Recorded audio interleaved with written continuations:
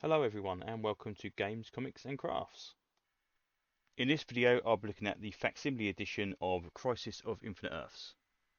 Okay, so this is the Facsimile edition of Crisis of Infinite Earths issue 1.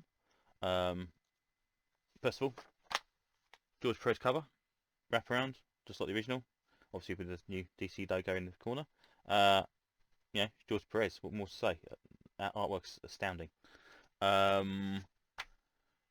So I've not been buying DC comics for a little while now since Sandman finished, and even then I was only buying that issue, that series, sorry. So I really wanted a DC book that I knew I would like, and I know I like Crisis because I have the Crisis of Infinite Earths Absolute Edition, which is very, very cool. And one of the coolest things that came with the Crisis of Infinite Earths Absolute Edition, which is the Crisis of Infinite Earths Companion, had loads of writing about the letters and stuff between the different editors and all this kind of stuff, about how they're actually going to pull this off, which is really, really good. We get some trade dress, we get some other stuff as well. We also get some sketches, obviously. First appearance of Guy Gardner, which again looks like Hal Jordan's costume, which is really cool. And then we get all of the Earths listed that were running at the same time as in Crisis.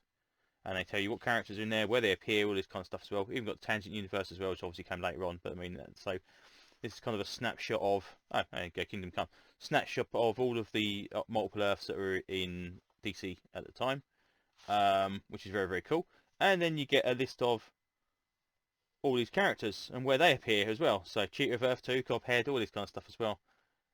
For someone, and pre-Crisis appearances as well, which I believe is in the Crisis Companion book that came out afterwards, which I still haven't got my hands on, but I will need to get over.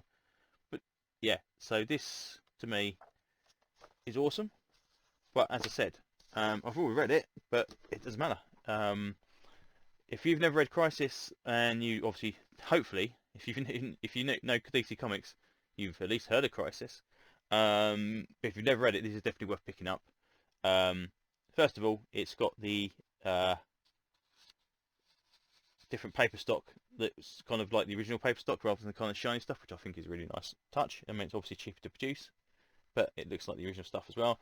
And we also get the original interior from the inside the covers, which basically explains about how the Flash of Two Worlds kind of causing loads of headaches for people, because the kind of all the kind of multiverse stuff was all getting a bit more complicated than they assumed, and that's the reason why Crisis came about in the first place.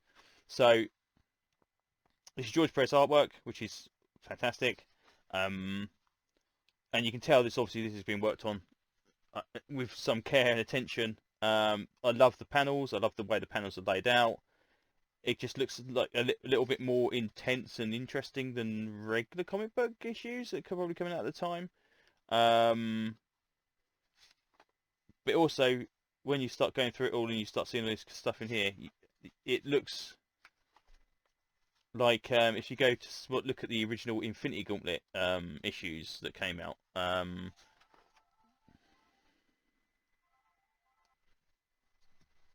so there's just so much kind of care and attention paid, and you get to see there's like extra flourish. I mean, like this kind of stuff here. It reminds me of the original Infinity Gauntlet stuff. It kind of just had a little bit extra specialness to it. Yeah, if you've never read this, check it out. It's definitely worth reading. You can obviously pick up a trade if they're available. I don't even know if it's in trade anymore. But I just think the way of reading this one issue at a time through 12 issues over the next year is going to be a very cool way to read it again. So yeah, so I won't spoil it, which if you can spoil something that's 40 years old.